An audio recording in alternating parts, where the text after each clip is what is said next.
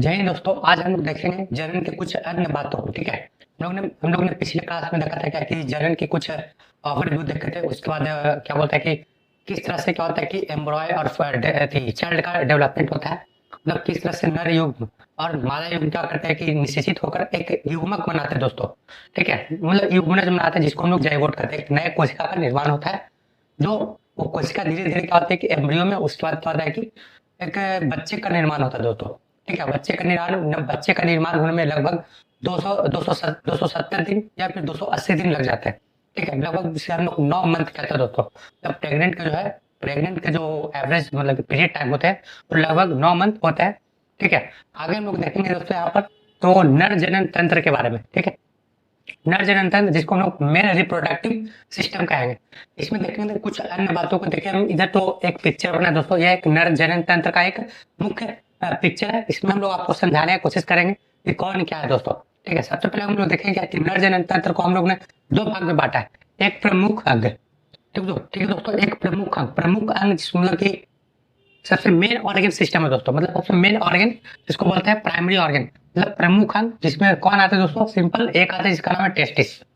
ठीक है दोस्तों, हम लोग धीरे धीरे सब के बारे में क्या करेंगे, अध्ययन करेंगे। ठीक है, अभी हम लोग क्या करेंगे, सबसे पहले देखेंगे क्या कि जो नर जनन तंत्र है जिसको हम लोग मेल रिप्रोडक्टिव सिस्टम कहते हैं, उसमें क्या कौन कौन से प्रमुख अंग आते हैं। इसमें देखिए प्रमुख अंग में एक ही आता है जिसका नाम है टेस्टिस दोस्तों, जिसे हम लोग प्राइमरी ऑर्गन कहते हैं। इसके बिना दोस्तों यहाँ पर कहा जाता है कि हम लोग जो जन्म पढ़ रहे हैं, जन्म का मतलब सिंपल हम लोग ने डिफिनेशन जाना था क्या चाहिए कि अपने तरीके के मतलब कि जीव को उत्पन्न करना। ठीक है, अपने जैसे जीव की उत्पत्ति करना ही क्या कहते हैं हम लोग, जन्म कहते हैं। ठीक है, यहाँ पर देखते हैं तो टेस्टिस के बिना क्या होता है कि जन्म संभव नहीं दोस्तों। ठीक है ना, तो क्योंकि टेस्टिस में कुछ हार्मोन और कुछ क्या होता है कि युग्मक बनते हैं, मतलब गैमेट का निर्माण होता है दोस्तों। वो हम लोग आगे देखेंगे। आगे देखेंगे हम लोग सहायक अंग जिसको हम लोग सेकेंडरी ऑर्गन कहते हैं। ठीक है दोस्तों, सेकेंडरी ऑर्गन कहते हैं यहाँ पर। इसमें कौन कौन से आते हैं? एपिडिडमिस। ठीक है, एक वाज डिफरेंस को दोस्तों शुक्र वाहिका कहते हैं। ठीक है, कुछ है सहायक ग्रंथि। ठीक है, कुछ सहायक ग्रंथि जो क्या करते हैं कि स्पर्म को मतलब कि हेल्प करता है दोस्तों। जो मतलब कि गैमेट होते हैं उसको क्या करते हैं, एक्टिविटी करने में मदद करते हैं। नेक्स्ट यहाँ पर स्कॉटम, एक है पेनिस। ठीक है दोस्तों, आगे देखें हम लोग यहाँ पर तो ये हम लोग ने कुछ सहायक मतलब कि जो अंग थे उसको देखे। आगे हम लोग ये पिक्चर के माध्यम से दोस्तों यहाँ पर इसको और इसे दोस्तों टेस्टिस कहता है। ठीक है, इसे टेस्टिस या फिर इसे हम लोग ब्रिस्ट में कहते हैं दोस्तों।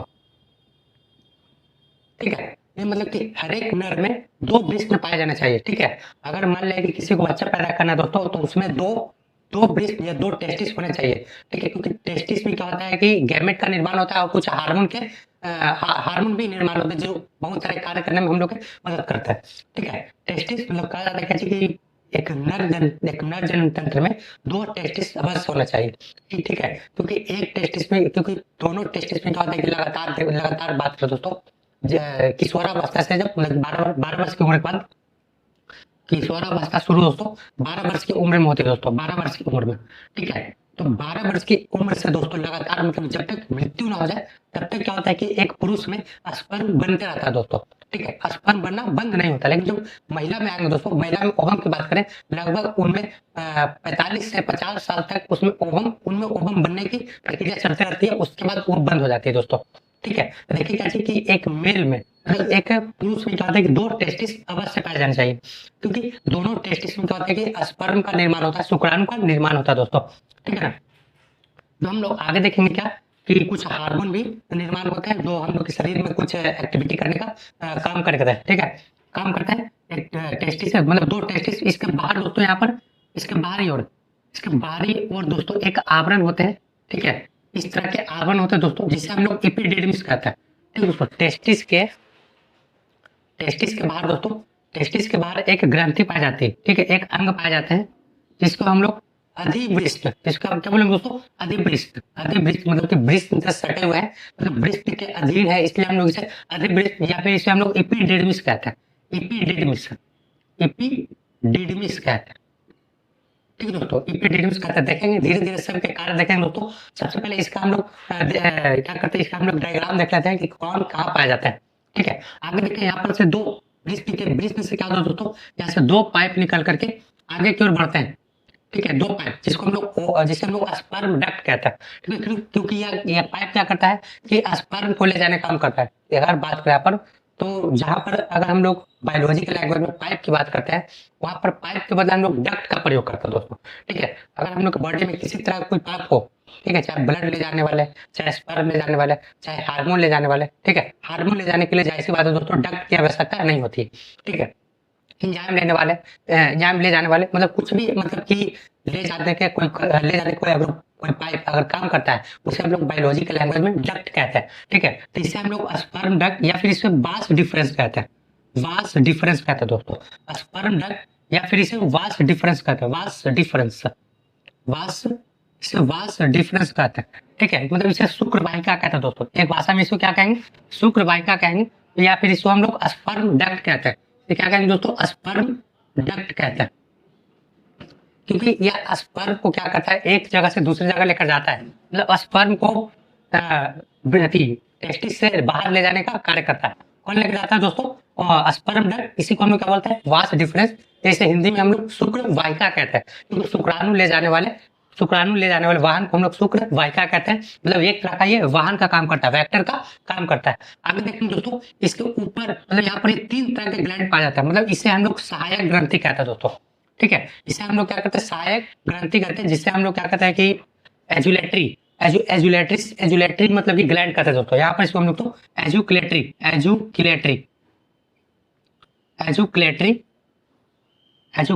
ऑर्गन कहते हैं। एजुकुलेटरी ऑर्गन, इसके अंतर्गत 3 ग्रंथियां पाई जाती है, ठीक है दोस्तों? एजुकुलेटरी ऑर्गन के अंतर्गत इसमें 3 ग्रंथियां पाई जाती है, जिसमें हम लोग क्या कहते हैं? इसे हम लोग सहायक ग्रंथि भी कहते हैं दोस्तों, ठीक है? सहायक ग्रंथि के अंतर्गत 3 तरह के मतलब कि ग्रंथि आते हैं, जिसे हम लोग सबसे पहला बोलते हैं क्यूप्रस ग्रंथि, ठीक है? एक बोलते हैं हम लोग यहाँ पर तो शुक्राशय ग्रंथि, ठीक है? नेक्स्ट देखेंगे यहाँ पर, तो एक होता है प्रोस्टेट ग्रंथि। मतलब 3 तरह की ग्रंथियां होती है, हम लोग आगे देखेंगे यहाँ पर धीरे धीरे, ठीक है?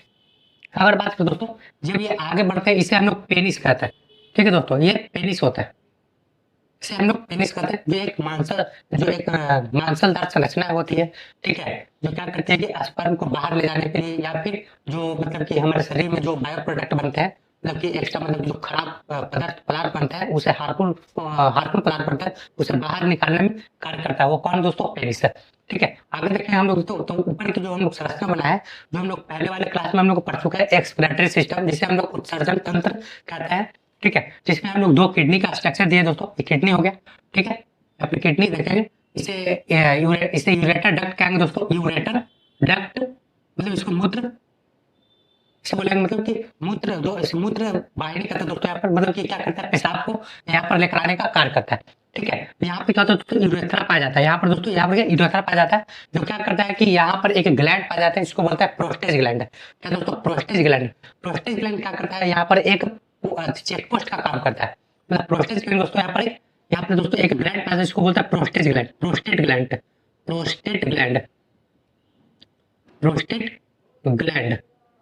ठीक है दोस्तों?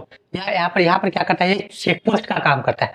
चेक पोस्ट का काम करने का मतलब यह क्या करता है कि जिस समय मतलब कि स्पर्म का मतलब कि स्पर्म निकलने का समय रहता है, उसमें स्पर्म को जाने देने का काम करता है। जहाँ पर मूत्र निकलने का काम करता है और मूत्र जाने का काम करता है। मतलब कि ये एक बार में 2 कार्य ना हो पाए, इसलिए मतलब कि प्रोस्टेट ग्लैंड क्या करता है? वहाँ पर कंट्रोल करने का कार्य करता है। प्रोस्टेट ग्लैंड क्या करेगा? सिंपल समझेंगे हम लोग, तो प्रोस्टेट ग्लैंड क्या करता है कि मूत्र को और मतलब कि शुक्राणु को मतलब कि बाहर जाने में मदद करता है, गति करने में। सिंपल सा हम लोग बात करेंगे, प्रोस्टेट ग्लैंड जो है सरल भाषा में, तो स्पर्म को गति करने में मदद करता है, ठीक है? लेकिन यहाँ पर एक चेक पोस्ट का भी काम करता है कि जब स्पर्म निकल रहा हो तो मूत्र द्वार को बंद कर देता है, ठीक है? जब मूत्र निकल रहा हो तो स्पर्म के जो द्वार होता है, ठीक है, वास डिफरेंस होता है, उसको क्या करता है? ब्लॉक कर देता है, ठीक है दोस्तों? हम लोग इसके बारे में हम लोग देखें यहाँ पर दोस्तों कि किस तरह से ये कौन सा चीज है जो कहाँ पाए जाते हैं, ठीक है? हम लोग यहाँ पर कुछ ग्लैंड भी देखें, मतलब कि नर जनन तंत्र में प्रमुख अंग और एक सहायक अंग, ठीक है? आप लोग इसका स्क्रीनशॉट लेंगे, फिर हम लोग धीरे धीरे सब के कार्य के बारे में हम लोग जानेंगे, ठीक है दोस्तों?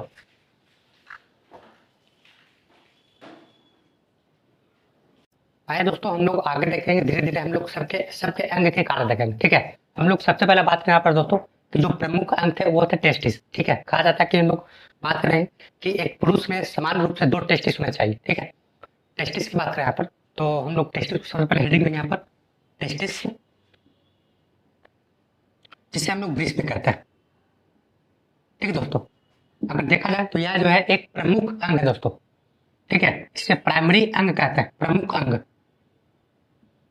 या प्रमुख कह सकते हैं, या प्रमुख मतलब प्राइमरी रिप्रोडक्टिव ऑर्गन है दोस्तों। टेस्टिस कहा जाता है कि इसकी संख्या 2 होनी चाहिए। ठीक है, टेस्टिस की जो संख्या दोस्तों, इसकी संख्या 2 होनी चाहिए। अगर हम लोग बात करें यहाँ पर टेस्टिस की, तो प्रत्येक पुरुष में अगर बात करें यहाँ पर तो 2 टेस्टिस होने की संभावना, मतलब 2 टेस्टिस होने चाहिए ही चाहिए। ठीक है, अगर हम लोग बात करें यहाँ पर, क्योंकि टेस्टिस का कार्य क्या चाहिए, शुक्राणु का निर्माण करना। कार्य क्या है दोस्तों? ठीक है, अगर बात करें यहाँ पर तो टेस्टिस का कार्य शुक्राणु का निर्माण करना, शुक्राणु, जिसे हम लोग स्पर्म कहते हैं, स्पर्म का फॉर्मेशन करना। ठीक है, मतलब कि टेस्टिस का काम क्या चाहिए, स्पर्म का फॉर्मेशन करना, जिसे हम लोग शुक्राणु भी कहते हैं। ठीक है, अगर हम लोग बात करें दोस्तों, तो अगर हम लोग देखें यहाँ पर, तो एक पुरुष को जब बाप बनना होता है, ठीक है, पिता बनना होता है, तो उसे मतलब कि उसमें मतलब कि शुक्राणु बनने की क्षमता होती है लगभग 10 से 20 लाख शुक्राणु बनने चाहिए उसमें। मतलब एक पुरुष को बाप बनने के लिए, एक पुरुष को मतलब कि बाप बनने के लिए 10 से 20 लाख शुक्राणु का निर्माण होना चाहिए उसके टेस्टिस में। ये काम दोस्तों, ये दोनों टेस्टिस मिलकर करते हैं। ठीक है, अगर मान लिया कि किसी में एक टेस्टिस है, तो वो सिर्फ शुक्राणु निर्माण कर सकता है, लेकिन वो बच्चा पैदा नहीं कर सकता। ठीक है, क्योंकि तो दोस्तों यहाँ पर हम लोग आगे देखेंगे कि बच्चा पैदा करने के लिए यहाँ पर शुक्राणु में मतलब कि स्पर्म में कुछ इंप्रूवमेंट होने चाहिए, कुछ पावरफुल मतलब कि एंजाइम होने चाहिए, जो क्या करते हैं कि दोनों टेस्टिस मिलकर कार्य करता है।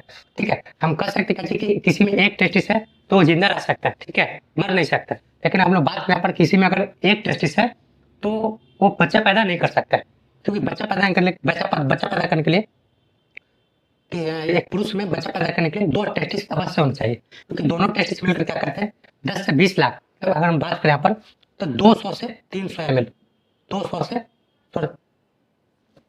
150 से 200 ml, 150 से 200 ml सीमेन का 200 से 150 ml सीमेन का निर्माण होना चाहिए दोस्तों। ठीक है, हम लोग यहाँ पर दोस्तों रिप्रोडक्शन पढ़ रहे हैं यहाँ पर। ठीक है, रिप्रोडक्शन अगर बात करें दोस्तों यहाँ पर कि पूरे सोशल वर्क को पढ़ना चाहिए, मतलब पूरे समाज को यहाँ पर नॉलेज होनी चाहिए रिप्रोडक्शन के बारे में। ठीक है, अन्यथा क्या होता है कि कुछ अपने साथ भी गड़बड़ी कर लेते हैं, कुछ क्या करते हैं कि दवाई खाकर स्पर्म का फॉर्मेशन कराते हैं, कुछ क्या करते हैं इंजेक्शन लेते हैं, तो ये हमारे बॉडी में क्या होता है कि साइड इफेक्ट्स होता है। ठीक है, हमारे बॉडी में क्या होता है साइड इफेक्ट होने का संभावना होता है, और कई सारी बीमारियां उत्पन्न होती है, जैसे एग्जाम्पल में हम लोग कैंसर दोस्तों। ठीक है, हम लोग देखेंगे आगे देखें हम लोग। ठीक है, यहाँ हम लोग के जो पुरुष होते हैं, मतलब पुरुष की बात करें, पुरुष में एक ऐसा ग्लैंड पाया जाता है दोस्तों जहाँ पर कैंसर होने की संभावना अवश्य होती है। ठीक है, वो हम लोग आगे देखेंगे। हम लोग देखें क्या दोस्तों यहाँ पर कि कहा जाता है यहाँ पर कि इसका जो टेस्टिस जो है प्रमुख अंग है। ठीक है, इसकी संख्या 2 होनी चाहिए। इसका कार्य क्या चाहिए, शुक्राणु का निर्माण करना। ठीक है, स्पर्म का फॉर्मेशन करना। लगभग कितने शुक्राणु दोस्तों, एक बच्चा पैदा करने के लिए 10 से 20 लाख शुक्राणु होने चाहिए लगभग। अगर मात्रा की बात करें 150 से 200 ml सीमेन बनने चाहिए। ठीक है, आगे हम बात करें दोस्तों, कहा जाता है कि शुक्राणु का निर्माण होता कहाँ है, शुक्राणु का निर्माण कहाँ होगा दोस्तों, एक ग्रंथि होती है जिसको मतलब एक कोशिका होती है। ठीक है, कोशिका का नाम है दोस्तों, एक कोशिका है। ठीक है, कोशिका का नाम क्या है दोस्तों, सिमेनिफेरस ट्यूबुलस, सिमेनिफेरस ट्यूबुलस दोस्तों। ठीक है, कोशिका दोस्तों एग्जाम में अक्सर क्वेश्चन पूछा जाता है कि वृष्ण के अंदर, ठीक है, क्या बोलते हैं टेस्टिस के अंदर शुक्राणु का निर्माण किस कोशिका के द्वारा होती है, कोशिका का नाम है सिमेनी। ठीक दोस्तों, सिमेनिफेरस ट्यूबुलस, सिमेनिफेरस ट्यूबुलस। ठीक है दोस्तों, याद रखेंगे हम लोग, तो सिमेनिफेरस ट्यूबुलस याद रखेंगे दोस्तों। ये खास करके क्वेश्चन एग्जाम में पूछे जाते हैं कि टेस्टिस का मुख्य कार्य क्या चाहिए। ठीक है, यह प्रमुख अंग है, इसके कार्य क्या चाहिए, तो शुक्राणु का निर्माण करना। सर बस एक चीज का काम है, शुक्राणु का निर्माण करना। ठीक है, और देखें क्या कि एक और हम लोग देखें यहाँ पर शुक्राणु का निर्माण के साथ एक हार्मोन का स्रवण करना। ठीक है दोस्तों, हार्मोन का स्रवण करना, हार्मोन का भी स्रवण करेगा दोस्तों। ठीक है, पूछा जाएगा कौन सा हार्मोन। ठीक है, एक हार्मोन जिसको टेस्टोस्टेरोन कहते हैं, हार्मोन दोस्तों टेस्टोस्टेरोन। हार्मोन में कौन सा दोस्तों, टेस्टोस्टेरोन दोस्तों। ठीक है, टेस्टोस्टेरोन हार्मोन का निर्माण होना चाहिए दोस्तों। ठीक है, हम लोग इसके बारे में पूरे अच्छे से अध्ययन करें, क्योंकि एक मेल रिप्रोडक्टिव ऑर्गन के लिए सबसे मेन जो ऑर्गन है वो क्या है, टेस्टिस ही है। ठीक है। टेस्टिस का हम लोग अच्छे से क्या, यहाँ से बहुत सारे प्रश्न निकल कर आते हैं कि इसमें ये जो है एक प्रमुख अंग है, इसकी संख्या 2 होनी चाहिए, इसका कार्य क्या चाहिए, तो शुक्राणु का निर्माण करना। लगभग कितने शुक्राणु का निर्माण होना चाहिए, 10 से 20 लाख। मतलब कि बच्चा पैदा करने के लिए दोस्तों, बच्चा पैदा करने के लिए लगभग 10 से 20 लाख शुक्राणु होना चाहिए। क्योंकि जब ये क्या करते हैं कि जब ये क्या करता है कि जब एक महिला के मतलब यूट्रस में प्रवेश करता है, तो क्या होता है कि 10 लाख शुक्राणु क्या होता है कि मतलब बिना एनर्जी के क्या होता है, बिना एनर्जी के प्रवेश करता है, जिसके कारण वो आगे मतलब कि रिप्रोडक्शन के कगार पर नहीं पहुंच पाते, जिसके कारण मात्र 10 लाख के पहुंच पाते हैं। उसमें से मात्र जो एक शुक्राणु होते हैं, ठीक है, मतलब पुरुष का मतलब कि 10 से 20 लाख शुक्राणु में से एक शुक्राणु जो जो बहुत ज्यादा पावरफुल होंगे, वही क्या करते हैं, निषेचन क्रिया में भाग लेते हैं दोस्तों, जो क्या करते हैं फैलोपियन ट्यूब तक और जो ओवम के जो मेन आवरण है वहां तक पहुंचने का काम करते हैं। ठीक है, जो क्या करते हैं कि आगे जाकर वो चाइल्ड जो क्या करते हैं कि आगे जाकर एम्ब्रियो बनाने में और उसके बाद बच्चा पैदा करने में, मतलब बच्चा निर्माण करने में वो मदद करते हैं। ठीक है, हम लोग देखें यहाँ पर, तो इसमें लगभग सीमेंट कितनी बननी चाहिए, 150 से 200 ml सीमेंट का निर्माण होना चाहिए। कहा जाता है कि शुक्राणु का निर्माण कहाँ होता है, तो एक कोशिका में दोस्तों, याद रखेंगे कोशिका में। किस कोशिका में, तो सिमेनीफेरस ट्यूबुलस, सिमेनीफेरस ट्यूबुलस, सिमेनीफेरस ट्यूबुलस कोशिका में दोस्तों। ये छोटी छोटी क्या होती है कि कोशिकाएं होती है, वहां से क्या होती है, मतलब एक कण के रूप में छोटी छोटी कोशिकाएं होती है, जहां पर क्या होता है कि शुक्राणु का निर्माण होता है। उस कोशिका को हम लोग सिमेनीफेरस ट्यूबुलस कहते हैं।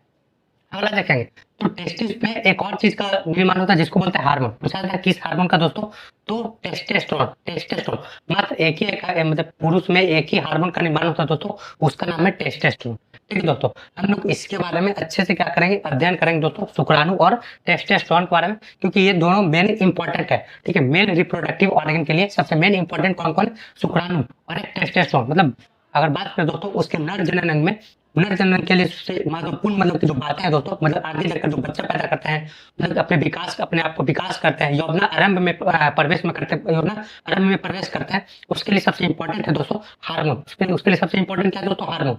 और हार्मोन का काम क्या चाहिए दोस्तों, हम लोग आगे आगे देखेंगे। आप लोग इसका स्क्रीनशॉट लेंगे, फिर हम लोग आगे बढ़ेंगे। ठीक है,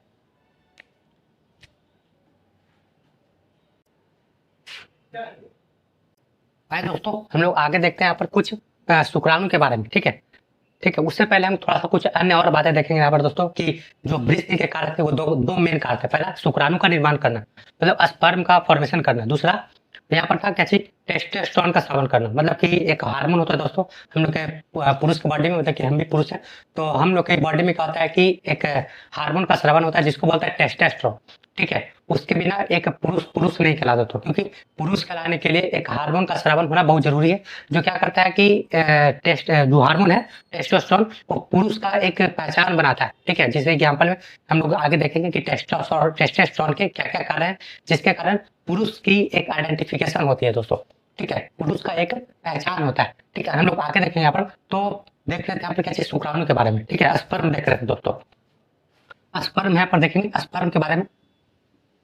ठीक है, जिसे हम लोग शुक्राणु कहते हैं। कहा जाता है कि इसका निर्माण जो है वृष्ण में, मतलब कि टेस्टिस में कहा होता है दोस्तों, तो टेस्टिस में एक छोटे छोटे कण के रूप में एक कोशिका पाया जाता है। उस कोशिका का नाम है सिमेनीफेरस, सिमेनीफेरस ट्यूबुलस, सीमेनी। ठीक है दोस्तों, याद रखेंगे सिमेनीफेरस, सिमेनीफेरस ट्यूबुलस। ये अक्सर एग्जाम में पूछा जाता है दोस्तों कि शुक्राणु का निर्माण किस कोशिका द्वारा होता है, तो सिमेनीफेरस ट्यूबुलस कोशिका के द्वारा होती है। ठीक है, अगर देखें तो इसका एक स्ट्रक्चर बनाएंगे दोस्तों इस तरह से। ठीक है, इस तरह से इसका स्ट्रक्चर दोस्तों यहाँ पर देखेंगे, इस तरह से इसका स्ट्रक्चर होता है दोस्तों। ठीक है ना, देखिए ये क्या है, एक तरह का ये स्पर्म का स्ट्रक्चर है, जिससे इसको बोलेंगे, इसको मेन पार्ट है, इसको मिडिल पार्ट है। ठीक है दोस्तों, इसको क्या बोलेंगे, मिडिल पार्ट है। ठीक है, इसको बोलेंगे क्या बोलेंगे, इसको लास्ट पार्ट है। सिंपल सा इसको पीछे वाला भाग कहते हैं, इसको अग्रभाग, इसको मध्य भाग, इसको पश्च भाग कहेंगे इसको। ठीक है, इसे क्या बोलेंगे, अग्रभाग, इसे मध्य भाग। ठीक है, इसे पश्च भाग, मतलब पीछे का पश्च भाग। ठीक है, हम लोग देखेंगे इसके कार्य के बारे में। ये क्या है दोस्तों, पूरी तरह से कोशिका है दोस्तों, ये पूरी तरह से क्या दोस्तों, कोशिका, जिसको हम लोग हेड बोलते हैं। क्या बोलेंगे दोस्तों, हेड बोलेंगे। ठीक है, इसको मिडिल भाग, यहाँ पर क्या होता है दोस्तों, यहाँ पर एक कोशिका होती है जिसको बोलते हैं माइटोकॉन्ड्रिया, माइटोकॉन्ड्रिया दोस्तों। ठीक है, यहाँ पर एक कोशिका होती है जिसको क्या बोलते हैं, माइटोकॉन्ड्रिया दोस्तों, माइटोकॉन्ड्रिया। माइटोकॉन्ड्रिया नामक एक कोशिका होती है, मतलब कि क्या बोलते हैं, स्पर्म के मध्य भाग में क्वेश्चन पूछा जाएगा कि स्पर्म के मध्य भाग में क्या कौन सा कोशिका पाई जाती है? माइटोकॉन्ड्रिया। माइटोकॉन्ड्रिया का हम लोग अक्सर जानते हैं दोस्तों, माइटोकॉन्ड्रिया को हम लोग ऊर्जा घर कहते हैं, इसे हम लोग पावर हाउस ऑफ सेल भी कहते हैं। मतलब इस तरह से हम लोग कह भी सकते हैं कि स्पर्म को ऊर्जा प्रदान कौन करता है दोस्तों? माइटोकॉन्ड्रिया। माइटोकॉन्ड्रिया ऊर्जा प्रदान करता है, लेकिन हम लोग आगे जब देखेंगे कुछ और एक ग्रंथि होती है जो क्या करती है कि इसे आगे मतलब कि 3-4 ग्रंथि और होते हैं जो क्या करते हैं, इसे ऊर्जा प्रदान करने में या फिर गति करने में मदद करते हैं। हम लोग इसके बारे में आगे देखेंगे। इसके लास्ट भाग को इसे टेल कहता है दोस्तों, इसे टेल कहते हैं, ठीक है। हम लोग देखें तो इसकी जो मतलब कि कोशिका होती है, इसे अग्रभाग, इसको हेड कहते हैं दोस्तों, ठीक है। इसके अंदर एक न्यूक्लियस पाया जाता है, क्योंकि बच्चा पैदा करने में जब कोई स्पर्म क्या करता है, किसी ओवम पर अटैक करता है दोस्तों, तो ओवम के चारों ओर दोस्तों, ओवम के चारों तरफ 2 तरह के आवरण पाया जाता है। कोई एक शुक्राणु मतलब कि स्पर्म क्या करती है, किसी ओवम पर अटैक करता है दोस्तों। ओवम पर क्या करता है कि अटैक करता है, हमला करता है दोस्तों, मतलब ओवम के साथ निषेचन करता है। तो ओवम के चारों ओर 2 आवरण पाए जाते हैं, ठीक है। एक को बोलते हैं कोरोना रेडिएटा, एक को बोलते हैं क्या बोलते हैं यहाँ पर, तो कोरोना रेडिएटा, एक बोलते हैं जोना प्लेसोटा दोस्तों, ठीक है। 2 तरह के यहाँ पर आवरण पाए जाते हैं, एक ओवम के चारों ओर, ठीक है दोस्तों। हम लोग जब ओवम के बारे में पढ़ेंगे उसके स्ट्रक्चर को अच्छे से हम लोग देखेंगे दोस्तों, वो आवरण कहाँ पाया जाता है, ठीक है। अभी हम लोग देखेंगे वो क्या करते हैं, बहुत ही मतलब कि एक तरह का वो गार्ड का काम करता है दोस्तों, ठीक है। ओवम के चारों ओर 2 तरह के आवरण पाए जाते हैं, याद रखेंगे। एक बोलते हैं कोरोना रेडियोटा, एक को बोलते हैं जोना प्लेसोटा, ठीक है। वो दोनों क्या करते हैं कि स्पर्म को मतलब रोकने का काम करते हैं, लेकिन अगर जो मजबूत स्पर्म रहता है उसको मतलब तोड़ करके क्या करते हैं, अंदर प्रवेश करते हैं, और ये अपनी जो केंद्रक होता है उसके केंद्रक के साथ क्या करते हैं, मर्ज करते हैं। मतलब इसके अग्रभाग में इसके डीएनए पाया जाता है दोस्तों, और कह सकते हैं कि हेड में क्या पाया जाता है, डीएनए पाया जाता है। और माइटोकॉन्ड्रिया जो क्या करता है कि स्पर्म को ऊर्जा प्रदान करता है दोस्तों, यहाँ पर ऊर्जा प्रदान करता है दोस्तों, पोषक तत्व को मतलब कि ले जाने में, ठीक है। टेल का काम क्या है दोस्तों, इसमें फ्रक्टोज पाया जाता है। इस टेल में दोस्तों एक चिपचिपा सा पदार्थ पाया जाता है, जिसे हम लोग क्या कहते हैं कि वो थोड़ा सा मीठा लगता है, चिपचिपा सा लगता है। स्पर्म के टेल में दोस्तों एक फ्रक्टोज पाया जाता है, ठीक है दोस्तों। एक चिपचिपा सा पदार्थ पाया जाता है जिसको हम लोग क्या कहते हैं, फ्रक्टोज, ठीक है दोस्तों, फ्रक्टोज, ठीक है दोस्तों। हम लोग याद रखेंगे कि टेल में जो है दोस्तों कि एक फ्रक्टोज पाया जाता है, जिसे हम लोग चिपचिपा पदार्थ कहते हैं दोस्तों, फ्रक्टोज।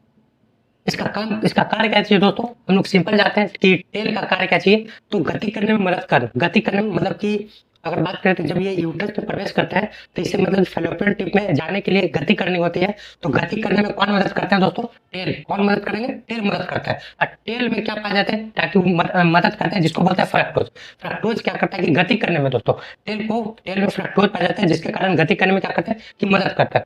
इस तरह से हम लोग देखें दोस्तों कि शुक्राणु के कुछ संरचना के बारे में हम लोग देखेंगे, शुक्राणु के कुछ कार्य दोस्तों, ठीक है। शुक्राणु के कुछ कार्य देखेंगे, उसके बाद शुक्राणु में कुछ हार्मोन पाया जाता है। उस हार्मोन दोस्तों जैसे कि लेडी क्या बोला कि टेस्टोस्टेरोन के साथ कुछ हार्मोन निकलते हैं, ठीक है। उस शुक्राणु के साथ ही हार्मोन निकलता है दोस्तों, जिसे हम लोग क्या करेंगे कि उसके कार्य को भी देखेंगे, ठीक है। आप लोग इसका स्क्रीनशॉट लेंगे, फिर हम लोग आगे बढ़ेंगे।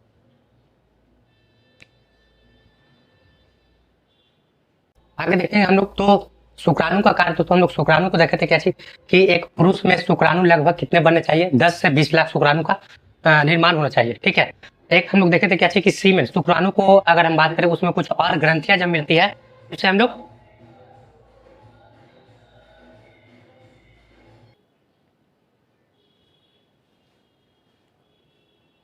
दोस्तों हम लोग आगे देखेंगे कुछ शुक्राणु के कारण। शुक्राणु को हम लोग ने कुछ पॉइंट देखा था दोस्तों कि शुक्राणु में लगभग हम लोग एक पुरुष में शुक्राणु कितने बनने चाहिए, 10 से 20 लाख शुक्राणु का निर्माण होना चाहिए दोस्तों, ठीक है। तभी वो बच्चा पैदा कर सकेगा, ठीक है। और साथ में एक पूछा था कि सीमेंट का निर्माण कितना होना चाहिए, तो लगभग 150 से 200 ml, लगभग 150 से 150 ml।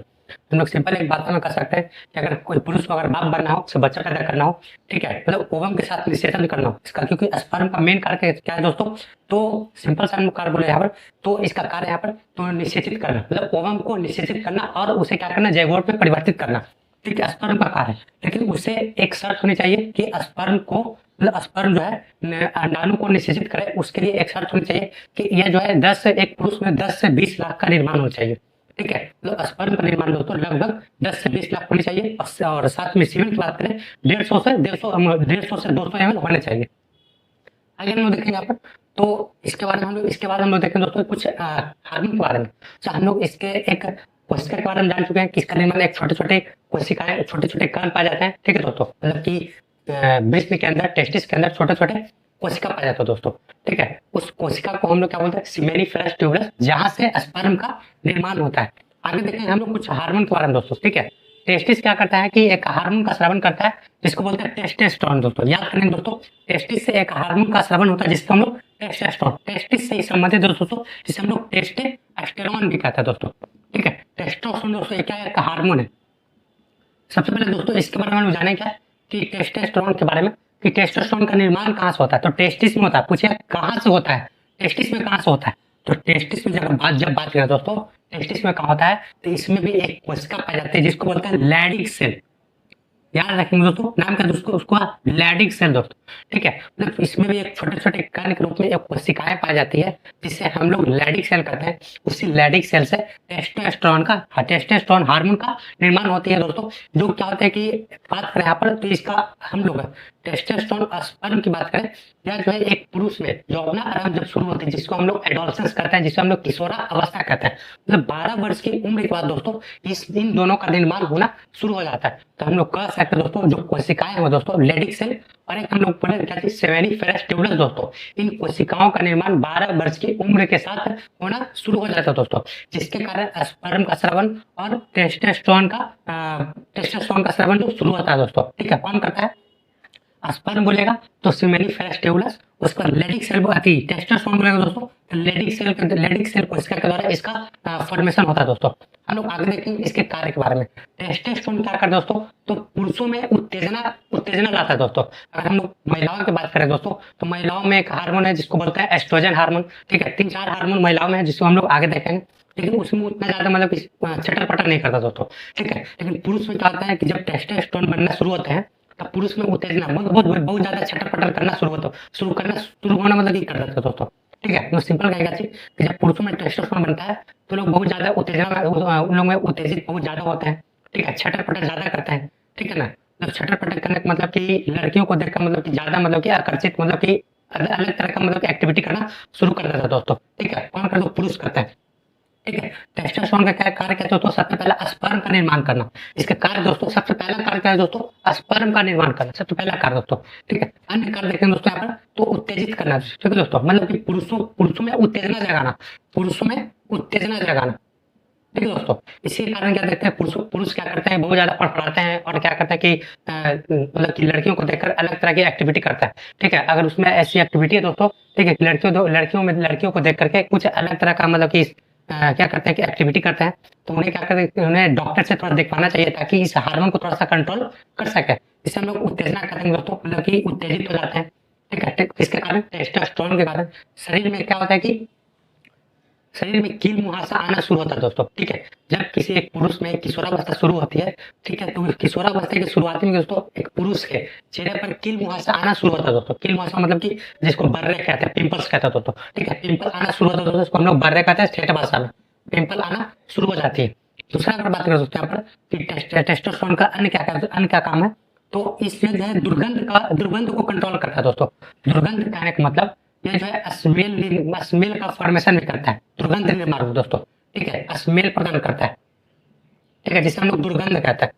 जिसे क्या कहेंगे दोस्तों, दुर्गंध कहते हैं। दुर्गंध कहने का मतलब कि हम लोग सिंपल सा बात करेंगे एक एग्जाम्पल के लिए, तो दुर्गंध से हम लोग समझ में आए, तो जब एक कुत्ता को देखता है, कुत्ता क्या करता है कि अपना एक बॉर्डर डिसाइड करता है दोस्तों, ठीक है। बॉर्डर डिसाइड कैसे करता है, वो पेशाब करके, ठीक है, जहाँ पर वो पेशाब करता है वो समझता है कोई इलाका मेरा है दोस्तों, तो वो क्या करता है, जो पेशाब करता है तो अपने दुर्गंध को क्या करता है, पहचान लेता है। वो किसके कारण, वो उसमें भी एक हार्मोन पाया जाता है जिसको बोलता है टेस्टोस्टेरोन, ठीक है। मतलब कि जो क्या होता है, मेल जो कुत्ता होता है उसमें भी क्या होता है कि टेस्टोस्टेरोन हार्मोन पाया जाता है, तो वो अपना बॉर्डर डिसाइड दोस्तों कहाँ पर कैसे करता है, तो अपने जिस एरिया पर रहा है वहां पर पेशाब कर देता है, और उसका जो दुर्गंध है वो सिर्फ उसे वही सुन सकता है दोस्तों, ठीक है। उसकी वो अपनी दुर्गंध को सिर्फ वही समझ सकता है, ठीक है। तो किसके कारण होता है, टेस्टोस्टेरोन के कारण ही। ऐसे हम लोग देखते हैं कि कुत्ता क्या करता है कि दिन में कहीं क्या गाड़ी पर पेशाब किया, गाड़ी जहां जहां जाएगा वो अपने आप को समझ लेता है कैसे कि ये मेरा इलाका है, ठीक है। वो कुत्ता में होता है, वो किसके कारण होता है, तो टेस्टोस्टेरोन के कारण होता है,